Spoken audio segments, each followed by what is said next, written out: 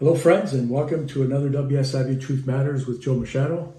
I hope you're doing well today. It's a beautiful day out there.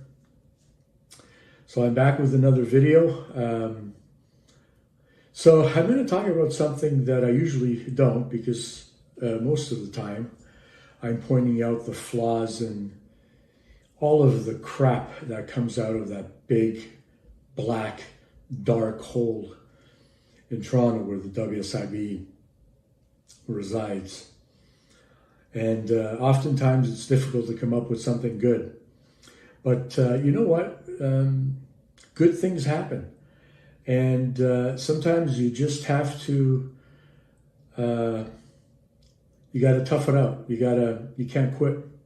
And I've always said this, when you're dealing with the WSIB, don't quit. Don't quit, because that's what they expect you to do. And they've created a lot of their systems based on that to cause you to quit.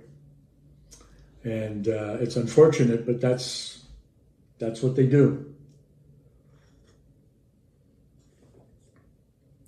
So today on Focus on WSIat, and I've always said that I believe that the Workplace Safety and Insurance Appeals Tribunal is pretty much the only place you're going to get justice when it comes to your WSIB claim.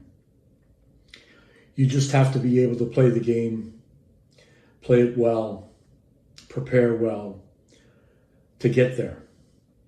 And if anything positive happens with your case before then, that's a bonus. But always prepare to go all the way, because the way things are these days, and how they're just about denying everything, and far worse than I've ever seen in over 30 years. You do have to plan to go there, but don't give up. And this is a story of perseverance that I'm going to talk about today. Good decision making, and a willingness to do the right thing. And when all those three come together, good things can happen with the WSIB claim. And if you've been waiting a while to get justice, I need you to pay attention to this video, because it is inspiring. I'm going to talk about Workplace Safety and Insurance Appeals Tribunal Reconsideration decision. The decision number is 174/21R2. That's 174/21R2. It's in the description below. It's rare. In over 30 years of dealing with the WSIB and the Workplace Safety and Insurance Appeals Tribunal, and having attended many hearings, and having had my paralegals working for my company attend many hearings, I can count on this hand how many times we were successful in getting a reconsideration request approved by the tribunal. And those of you who are in the business, paralegals, lawyers, union reps, you know that it's not easy. The threshold is very, very narrow. You need to be able to demonstrate that there was a very significant error of law, which is very difficult, because these are lawyers and they do pay attention to what they're doing. They do pay attention to the law. And you have to be able to demonstrate that there was a significant defect in the decision making. In other words, critical information was not considered or disregarded. So it's a very, very narrow threshold. And this one got through. And I'm very happy for this person, because it took him almost 12 years to get justice. So just a short summary. In the reconsideration request, the worker sought entitlement for an increase in his non-economic loss award. He was having headaches due to, headaches and seizures. And he sought the benefit, the entitlement for the independent living allowance, and the personal care allowance. And for those of you who know, these allowances are only paid if you meet the criteria for your case to be handled by the WSIB Serious Injury Program. And in order for your case to be handled by the Serious Injury Program, you need to have a non-economic loss of a minimum of 60%. That's 60. That's for non-economic loss. And for individuals who had an injury before 1990, you needed to have an impairment, a permanent impairment award that was 100%. So they don't just send you to that unit because there's a huge budget in that unit for all sorts of benefits and services because you're dealing mostly with catastrophic type injuries, very debilitating, very significant injuries, where the person is left with some significant needs. So the history of this case is this gentleman worked for a roofing company. He was, I believe, 38 at the time. And he fell off the roof and he had a massive injury. And this was in April of 2011. He received 2 different types of non-economic loss awards. So he received the non-economic loss award for psychotraumatic disability. I've talked about psychotraumatic disability in one of my previous videos. And then he received a 20% NAL for an organic impairment for his cervical spine. He had other lower body injuries, with his hip, but they recovered, which is good. But he was left with a very, very significant impairment, and he was 4 percentage points away from his case being handled by the Serious Injury Program, which would have he would have qualified for a series of benefits and services and the independent living allowance and the personal care allowance. So he persisted, he persevered, and it was a long road, as it always is with these assholes. So the request for the independent living allowance was denied by the WSIB, which is to be expected. And they didn't consider him to be severely impaired, such that would warrant these other services. And then they also denied the request for the independent living allowance and the personal care allowance. So he appealed the decision to the tribunal. And the tribunal looked at the decision. They looked at the board's decision. They looked at all of the evidence, all of the medical, and yada, yada, yada. And he appealed the 20% award to try to get that increased and get him to the 60%. I'm sorry, I said that award was for neck, it wasn't, it was for the headaches and the seizures that resulted in the traumatic brain injury. That's what he suffered, the traumatic brain injury. So they gave him 20% for that. So he requested a reconsideration of that decision. But just to look at the decision itself, because there's a couple of things that were noted in that decision that you'll find on reconsideration could have been obvious without the need for a reconsideration. But it was handled in reconsideration, which I'm very happy that it was. But when the tribunal panel in the initial decision made a decision, they looked at it and they said, and I'll put it up here for you to see, the worker did not meet the threshold with a 50% 56% Nell rating, and there were no exceptional circumstances to warrant treating the worker differently from similarly situated workers. They're talking about that 60% threshold. The worker had physical limitations but was also active. There was no medical evidence that the worker was unable to care for himself. While the worker's compensable impairments impacted his activities of daily living and required some monitoring, these factors were insufficient to grant an ILA, which is the independent living allowance.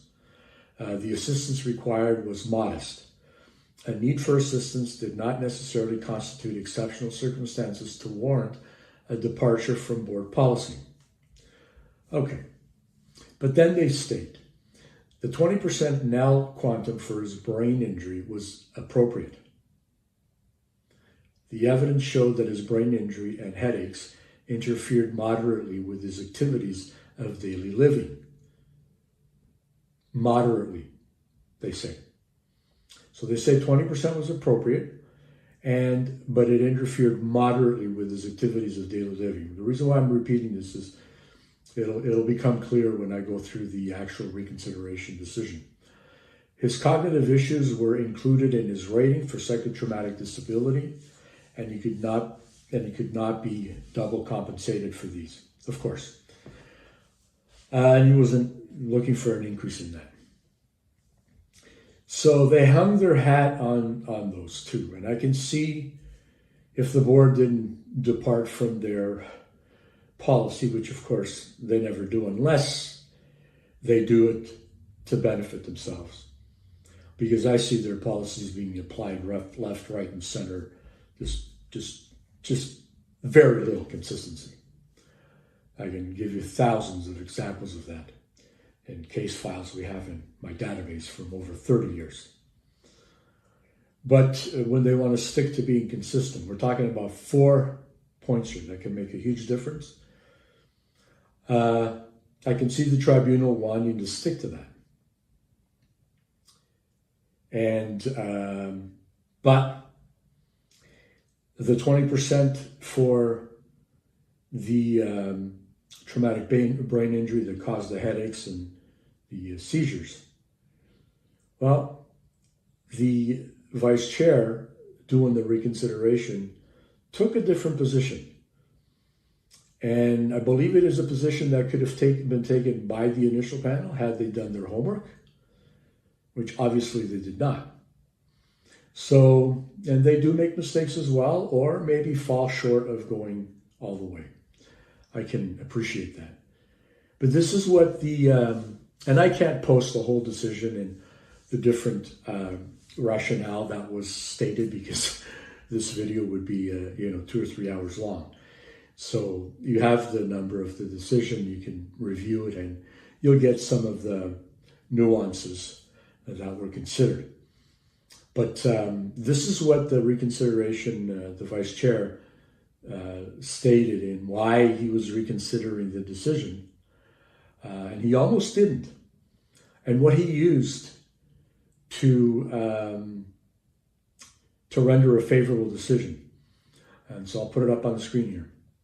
So the WSIat reconsideration in decision, this is the vice chair, in decision number 17-4-21R, I denied the workers' reconsideration request on most of the grounds that had been raised, but I allowed the workers' reconsideration decision on the issue of the level of the Nell award for the worker's brain injury and seizure disorder. The reconsideration was granted on this issue on the grounds that the panel in decision 174-21 erred in rating the worker's Nell award by taking into consideration of evidence of the worker's brain injury that related to points in time after the date that had been established by the WSIB as his date of maximum medical recovery. Then he goes on to state, the rating scale that is used to rate the worker's seizures, and this is what the previous panel should have looked at. The rating schedule that is to be used to rate the worker's seizures and headaches is found at page 109 of the AMA guides under the heading of episodic neurologic disorders. The entire content of the heading is as follows. Slight interference with daily living, 5 to 15%. Moderate interference with daily living, 20 to 45%. If a person requires constant supervision or confinement, it's 50 to 90%. And totally incapacitated for daily living, it's 95%. So the vice chair goes on to state in his rationale, which I thought was very well thought out and well articulated. He states, the appeals tribunal decisions that I have reviewed that apply the episodic neurologic disorders rating scale have tended to deal primarily with individuals experiencing headaches and not seizure disorders. So he reviewed other decisions. These cases attracted 20% NEL ratings. The appeals review did not provide NEL ratings for individuals with seizure disorders. So essentially, the vice chair concluded that the worker's frequent headaches, along with the worker's need for accompaniment out of the home while participating in activities of daily living, warrant a higher NEL award than 20% at the bottom end of the category of moderate interference with daily living. The worker's condition does not, however, require constant supervision or confinement and should therefore be less than the 50%. The assignment of a percentage impairment in these circumstances cannot be an exact science given the lack of detail in the EMA guides and the lack of case examples with similar facts. I will select 35% as the appropriate percentage within the mid-range of the moderate category. So friends, all he needed was 4%. The vice chair talked about decisions that he reviewed so that he had some examples of how other vice chairs or panels had dealt with situations similar. He pointed out the fact that most of them all related to headaches, but not with the seizures. Seizures were obviously an added factor that should have been taken into consideration. The previous panel said 20%, but that's pretty much at the low end of the scale, or at the baseline of the scale. So he did the right thing. He gave him 35%, so an extra 15% on the previous 20%, puts him over the threshold at 65%. He's going to be entitled to all of these services now that he should have received.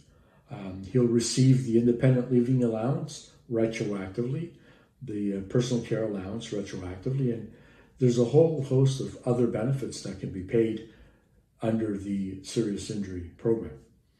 So I really wanted to share this with you because I always say, don't give up. If your case has merit and you have the medical support there, and you have good representation, someone who understands the laws, can articulate your position well, can draw on jurisprudence or other decisions,